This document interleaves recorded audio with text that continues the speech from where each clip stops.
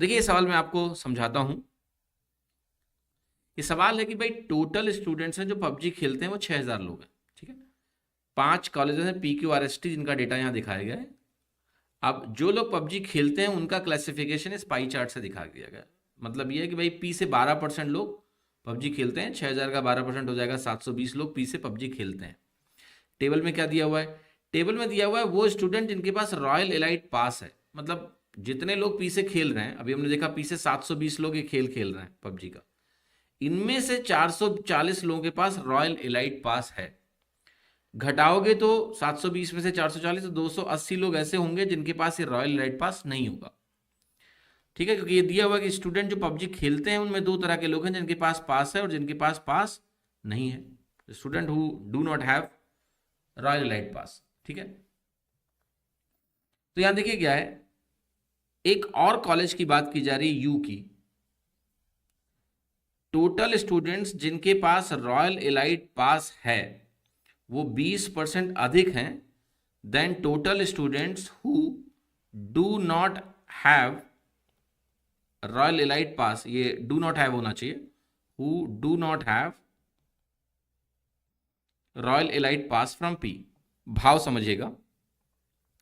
And students who have Royal Elite Pass are 40 to 6/7% of total students who play PUBG from U. Find total students who do not have Royal Elite Pass from U is what percent less than total students who do not have Royal Elite Pass from R. चलो ठीक है, कुल मिला के देखो ultimately क्या calculate करना है। अल्टीमेट कैलकुलेशन है मेरे पास कि यू बार, बार का मतलब है, देखो यू लिखता तो मतलब वो लोग जिनके पास यू से रॉयल एलाइट पास है उसको मैं यू से डिनोट कर रहा हूं। यू बार का मतलब जिनके पास रॉयल एलाइट पास नहीं है, ठीक है। या ऐसे लिख देते हैं U R bar. U R का मतलब जिनके पास यू से रॉयल एलाइट पास है उनको यू आर लिख दिया, बार लगा दिया, मतलब जिनके पास नहीं है। और यहां पर लिखा हुआ है ये कितने परसेंट कम है than total students who do not have royal elite pass from R. R में जिनके पास रॉयल एलाइट पास नहीं है उनको मैं ऐसे रिप्रेजेंट करूंगा। तो इनका मुझे परसेंटेज चेंज कैलकुलेट करना है, यही मुझे आंसर बताना है। मुझे एक्स की वैल्यू बतानी है कि भाई कितना परसेंट कम है। अब यू एक नया कॉलेज है तो उस नए कॉलेज के बारे में क्या डेटा है एक और मौजूद मेरे पास, ये 40 to 6/7% काफी इंटरेस्टिंग डेटा है। 40 to 6/7% जो होता है ये बच्चे बच्चे को मालूम होना चाहिए कि ये 3/7 के बराबर होता है फ्रैक्शन में, क्योंकि 1/7 फ्रैक्शन में 14 2/7% के बराबर होता है, ये 1/7 होता है। तो सवाल ने देखिए ये भी बोला है कि स्टूडेंट्स जिनके पास रॉयल एलाइट पास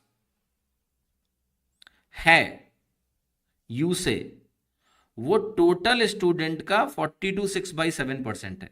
तो यू के अगर टोटल स्टूडेंट में मान लूं 7 यूनिट है, यू का टोटल मेरा 7 यूनिट है, तो जिनके पास रॉयल एलाइट पास है वो 3 यूनिट है। यानी जिनके पास रॉयल एलाइट पास नहीं है उनको मैं क्या बोलूंगा, वो 4 यूनिट्स होगा। 7 में से 3 के पास है तो 4 के पास नहीं है। तो ये चीज समझ में आ गई। अब हमसे बोला गया है कि यू में जिनके पास रॉयल एलाइट पास है वो 20% ज्यादा हैं उनसे जिनके पास रॉयल एलाइट पास नहीं है पी में। पी का डेटा जरा पहले कैलकुलेट करो तुम सबसे पहले। अब तो पी के पास चलते हैं। सो हमने अभी थोड़ी देर पहले देखा था कि पी के टोटल जो लोग हैं वो 720 लोग हैं और 280 लोगों के पास रॉयल एलाइट पास नहीं होगा पी में से। तो पी में 280 लोगों के पास रॉयल एलाइट पास नहीं है, इससे 20% ज्यादा लोगों के पास रॉयल एलाइट पास है यू में। तो इसको अगर मैं 20% से बढ़ा दूंगा तो दो तरीके हैं, हम कह लें कि भाई 5 से रेशियो 6 हो जाएगा तो कैलकुलेशन करें, या सीधे आप 280 का 20% निकालो आएगा 56। 280 में आप 56 जोड़िए तो 336 यूनिट आ गया। तो अब ये 3 यूनिट 336 के बराबर है, मुझे 4 यूनिट की वैल्यू निकालनी पड़ेगी। काट पीट बचाते हैं थोड़ी। 3 यूनिट अगर 336 के बराबर है तो 1 यूनिट 112 के बराबर आ गई, 4 यूनिट 448 के बराबर आ गई। ठीक है, तो ये वैल्यू मुझे दी है 448, लिख लीजिए इसको। जिनके पास रॉयल इलाइट पास नहीं है यू से, वो 448 लोग हैं। अब आर में जिनके पास रॉयल इलाइट पास नहीं है वो कैलकुलेट करना है, तो सबसे पहले जाएंगे आर के पास, और आर में आर का हम टोटल देखेंगे तो 28% है 6000 का। 28% 6000 का बनेगा सिंपली 28 इंटू 60, जो कि बनेगा 1680। तो ये हो गया 1680 लोग होंगे टोटल आर में। 880 के पास है, 800 के पास नहीं होगा, तो ये वैल्यू हमारी हो गई 800। अब ये हमारी ओवरऑल कैलकुलेशन है, इसमें हमें परसेंटेज चेंज निकाल लेना है।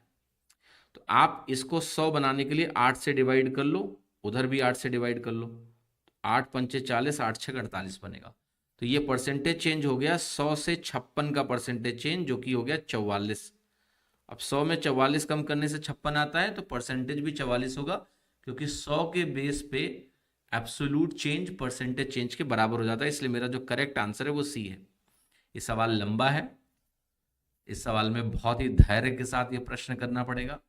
एग्जाम में जब भी ये सवाल आएगा तो बाइज्जत इसको पहले राउंड में नहीं करना है, सेकंड राउंड में करना है। ठीक है, स्टेप बाय स्टेप चलना है, उत्तर आ जाएगा, बट ये टाइम